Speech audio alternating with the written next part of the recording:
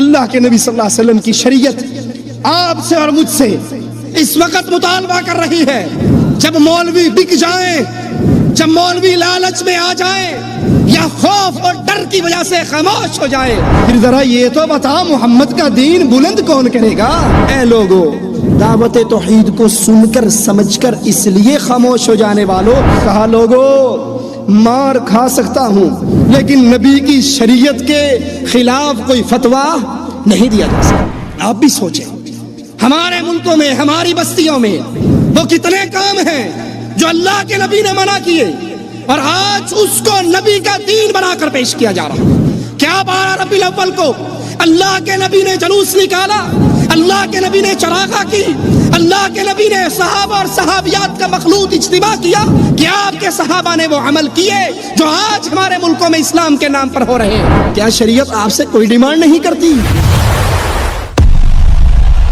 اگر آپ پہلی مرتبہ ہمارے چینل شریف لائے ہیں کا خیر مقدم کرتے ہیں، پلیز سبسکرائب کر لیجیے۔ اللہ کے نبی صلی اللہ علیہ وسلم کی شریعت آپ سے اور مجھ سے اس وقت مطالبہ کر رہی ہے، دعوت توحید کو سمجھیے، اس عقیدے کو لے کے اٹھیے، اس عقیدے کی دعوت ایک ایک کونے میں پہنچائیے، ساری دعوتوں کو چھوڑ دیجئے، ساری دعوتوں کو بھول جائیے، نماز کی دعوت، روزے کی دعوت، جہاد کی دعوت، تبلیغ کی دعوت، حقوق کی دعوت، یہ ساری دعوتیں تب ہیں جب لا الہ الا اللہ کی دعوت کو تسلیم کر لیا جائے، اور اگر اس کو تسلیم نہیں کرتے پھر اس دعوت کا فائدہ نہیں۔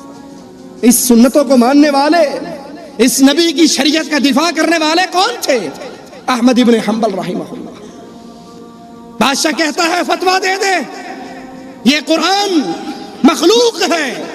کہا پیارے نبی کی کوئی ایک حدیث تو سنا دو۔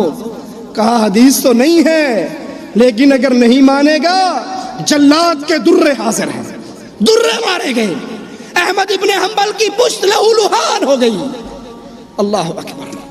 چچا دوڑتا ہوا آیا، احمد تیرا عقیدہ مجھے پتا ہے، اپنے عقیدے کو اپنے دل میں چھپا لے، اب زبان سے وہ کہہ دے، اب زبان سے وہ کہہ دے جس پر بادشاہ راضی ہوتا ہے۔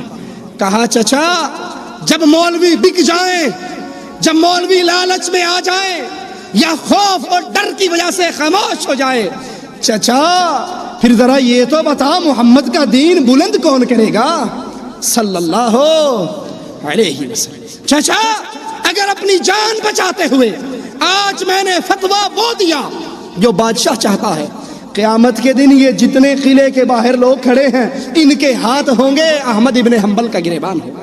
کیا جواب دوں گا؟ اے لوگو، اے لوگو، دعوت توحید کو سن کر سمجھ کر اس لیے خاموش ہو جانے والوں کہ اگر لا الہ الا اللہ کا آوازہ لگایا، اگر یہ کہا معین الدین چشتی، خواجہ، اجمیر والا بابا یہ غریب نواز نہیں ہے، یہ بندہ نواز نہیں ہے، یہ داتا حجویری یہ داتا نہیں ہے، یہ جھوٹ ہے، یہ فقیر ہے، منگتا ہے، اللہ کا بھکاری ہے، یہ گنج بخش نہیں ہے، یہ اسلام آباد والا بری نہیں کر سکتا، گجرات والا ڈولے شاہ اولاد نہیں دے سکتا، پیر توتے شاہ کے دربار کی مٹی کھا کے کوئی بچہ نہیں بول سکتا، بابا دھنکے شاہ سے نواز شریف اور بے نظیر ڈنڈے کھا کر حکومت نہیں لے سکتی۔ اگر یہ کہا برادری میں لڑائی ہو جائے گی، اگر یہ کہا مجھ پہ مصیبتیں ٹوٹ جائیں گی، اگر یہ کہا میری رشتہ داریاں متاثر ہوں گی، پھر پیارے نبی سے اپنا رشتہ نہ جوڑ، پھر پیارے نبی سے اپنا تعلق نہ جوڑ۔ نبی سے تعلق جوڑنے والے امام مالک رحمہ اللہ، بادشاہ کہتا ہے جبری طلاق ہو جاتی ہے، کہتے ہیں پیارے نبی کی کوئی حدیث تو سنا دو۔ کہا حدیث نہیں ہے، بادشاہ کا فرمان ہے۔ نہیں مانا، گدھے پہ سوار، چہرہ سیاہ، گلے میں جوتیے، اور اعلان کرنے والا کہتا ہے جو بادشاہوں سے ٹکر لیتے ہیں اس کا یہ حال ہوتا ہے۔ جب وہ خاموش ہوتا، جب وہ خاموش ہوتا، امام مالک پکار اٹھتے اور کہتے جو جانتا ہے وہ جانتا ہے، جو نہیں جانتا وہ جان لے، میں پیارے نبی کی سیٹ پر بیٹھ کر درس حدیث دینے والا امام مالک۔ لوگوں نے کہا آپ کے ساتھ یہ سلوک کیوں ہو رہا ہے؟ کہا لوگوں مار کھا سکتا ہوں لیکن نبی کی شریعت کے خلاف کوئی فتویٰ نہیں دیا جا سکتا۔ آپ بھی سوچیں، ہمارے ملکوں میں، ہماری بستیوں میں وہ کتنے کام ہیں جو اللہ کے نبی نے منع کیے اور آج اس کو نبی کا دین بنا کر پیش کیا جا رہا ہے۔ کیا 12 ربیع الاول کو اللہ کے نبی نے جلوس نکالا، اللہ کے نبی نے چراغاں کی، اللہ کے نبی نے صحابہ اور صحابیات کا مخلوط اجتماع کیا؟ کیا آپ کے صحابہ نے قیام کیا؟ کیا آپ کے صحابہ نے وہ عمل کیے جو آج ہمارے ملکوں میں اسلام کے نام پر ہو رہے؟ کیا شریعت آپ سے کوئی ڈیمانڈ نہیں کرتی؟ کیا اللہ کے نبی نے اپنی قبر کے اجتماع سے منع نہیں کیا، اپنی قبر کے عرس سے منع نہیں کیا، اپنی قبر کی عید سے منع نہیں کیا؟ کیا آج آپ کے اور ہمارے ملکوں میں بزرگوں کی قبروں پہ عرس اور میلے نہیں ہو رہے؟ کیا توحید آپ سے اور مجھ سے کوئی ڈیمانڈ نہیں کرتی؟ کیا اللہ کے نبی صلی اللہ علیہ وسلم کی قبر سے بہتر افضل کوئی اور قبر ہے؟ جب نبی کی قبر پہ عرس جائز نہیں، جب نبی کی قبر پہ اجتماع جائز نہیں، جب نبی کی قبر پہ حضور جائز نہیں، اجتماع کی صورت میں، مدد مانگنے کی صورت میں، اکٹھے ہونے کی صورت میں، تو وہ اور کون سا مائی کا لال ہے جس کی قبر پہ یہ سارا کچھ ہو سکتا ہے؟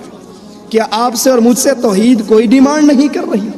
کیا اللہ کے نبی کی یہ دعوت ہم سے کچھ سوال نہیں کر رہی؟ سوچئے، اپنے اپنے دلوں میں سوچئے، محبت کا تقاضا ویسے عبادت کی جائے جیسے محمد الرسول اللہ صلی اللہ علیہ وسلم نے کر کے دکھائی۔ اللہ کے نبی نے نماز پڑھی، نماز پڑھ کے صحابہ کو نماز سکھائی، کہا صحابہ جو نماز میں نے تمہیں سکھائی ہے یہ نماز مجھے جبرائیل نے سکھائی، اور جبرائیل نے بتایا کہ یہ نماز کا طریقہ مجھے رب نے سکھایا، اور آرڈر جاری کیا صلو کما رأیتمونی اصلی، نماز ایسے پڑھو جیسے محمد الرسول اللہ نے پڑھ کر دکھائی۔ ہمارے ہاں نماز حنفی، نماز جعفری، نماز قادری، نماز نقشبندی، نماز سہروردی، نماز فلاں فلاں فلاں، تمہارے نبی کا نام کیا ہے؟ او جی نماز ہی پڑھنی ہے نا، اتنے ہاتھ رکھ لو، اتنے رکھ لو، چھڑ دیو، کوئی گل نہیں، نماز ہی پڑھنی ہے۔ یہ شریعت تیری نماز کی بھوکی نہیں، یہ شریعت کی ڈیمانڈ یہ ہے، محبت کا تقاضا یہ ہے، نماز پڑھنی ہے ویسے پڑھ جیسے محمد نے ابو بکر، عمر، عثمان و علی کو سکھائی۔ مرضی کی عبادت کرنے والا سچی محبت نہیں کیا کرتا۔ اللہ کے نبی علیہ الصلوۃ والسلام عید کا خطبہ ارشاد فرمانے کے لیے، عید کی نماز پڑھنے کے لیے نکلے۔ بقرہ عید، ایک صحابی کے گھر سے نکلتے ہوئے خون کو دیکھا۔ اگر مرضی کا عمل چل جائے ہے تو کام اچھا نا جی، کوئی بات نہیں، چلا لگانے میں حرج کیا ہے، کوئی بات نہیں، کام تو اچھا ہے نا، قرآن خوانی کروانے میں حرج کیا ہے، کام تو اچھا ہے۔ پوچھتے ہیں یہ خون کیسا ہے؟ کہا آقا آج میں نے یہ سوچا تھا، آج میں قربانی نماز سے پہلے کر لوں، گوشت تیار کر لوں، کیونکہ ہمیں عید کی نماز پڑھنے کے بعد قربانی کرنے میں بڑی تاخیر ہو جاتی ہے، اور سب سے پہلے میری قربانی کا گوشت غریبوں کے منہ میں چلا جائے۔ کتنی اچھی سوچ ہے، بری سوچ ہے؟ سوچ اچھی ہے، سوچنے والا آپ اور میں نہیں، صحابی رسول ہے۔ اللہ کے نبی فرماتے ہیں میرے صحابی تیری قربانی نہیں ہوئی، قربانی کرنی ہے، عبادت ہے، مرضی تیری نہیں چلے گی، طریقہ محمد الرسول اللہ کا چلے گا صلی اللہ علیہ وسلم۔ ایک صحابی کو دیکھ کر پوچھتے ہیں کمزور کیوں ہو گیا؟ وہ کہتا ہے آقا اگلے جہان کی تیاری کے لیے، قبر کے عذاب سے بچنے کے لیے عبادت کر رہا ہوں، 1 سال سے لگاتار روزے، 1 سال سے لگاتار تہجد کی نمازیں۔ ہائے ہائے، اپنی مرضی سے دین پر عمل کرنے والوں، اپنی سوچ سے مسئلہ سمجھنے والوں، یا ملا مولوی کی بات کو ہی دین بنا لینے والوں، یہ صحابی رسول سوچ صحابی کی۔ فرماتے ہیں میرے ساتھی تیری اللہ نے نہ کوئی روزے کی عبادت قبول کی ہے، نہ رات کی کوئی 1 رکعت قبول کی ہے۔ 1 سال کے روزے، 1 سال کے تہجد کی نمازیں، وجہ کیا ہے؟ تیرے اس عمل پہ امام اعظم، قائد اعظم محمد الرسول اللہ کی مہر موجود نہیں ہے۔ عبادت اپنی مرضی سے نہیں، محبت کا تقاضا ہے۔ اللہ کو پوجو، پوجنا ہے صرف اللہ کو، پوچھنا ہے صرف رسول اللہ کو۔ اللہ کے علاوہ کسی کی پوجا نہیں ہو سکتی، رسول اللہ کے علاوہ کسی سے پوچھا طریقہ نہیں جا سکتا۔ پوچھنا اللہ کو، پوچھنا رسول اللہ کو، اور اگر ایسے نہ کرو رزلٹ کیا نکلتا ہے؟ سفر ہے جہاد کا۔ اللہ کے نبی علیہ الصلوۃ والسلام عصر کی نماز کے بعد، رمضان کا مہینہ ہے، روزے سے لشکر ہے، دودھ پی کے افطاری کر لیتے ہیں۔ کچھ صحابہ سوچتے ہیں، سوچ دین نہیں بنا کرتی. حرج کیا ہے کہنے والوں، یہ محبت کا تقاضا نہیں ہے. کچھ صحابہ نے افطاری نہ کی یہ سوچ کر کے ہم بہادر ہیں، جوان ہیں، قوی ہیں، ہم روزہ پورا کر کے زیادہ ثواب لیں گے افطار کرنے والوں کی نسبت، اور کل کو جہاد کرتے ہوئے بھی ٹھیک ٹھاک لڑائی کر لیں گے.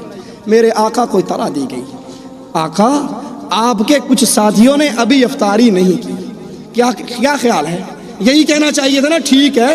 سوچ کتنی اچھی ہے، کام کتنا اچھا. کتنے لوگوں نے داڑھی رکھ لی، تبلیغ میں جانے سے کتنے لوگوں نے نسوار چھوڑ دی، کتنوں نے سگریٹ چھوڑ دی، کتنے نماز پڑھنے لگے.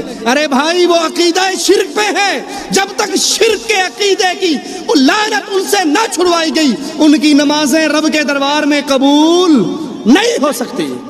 آپ نے فرمایا جنہوں نے میری افطاری کے باوجود افطاری نہیں کی وہ نافرمان ہیں، نافرمان ہیں، نافرمان ہیں. ان کا روزہ قبول تب ہوگا جب وہ سنت محمد رسول اللہ پہ عمل کریں گے صلی اللہ علیہ وسلم.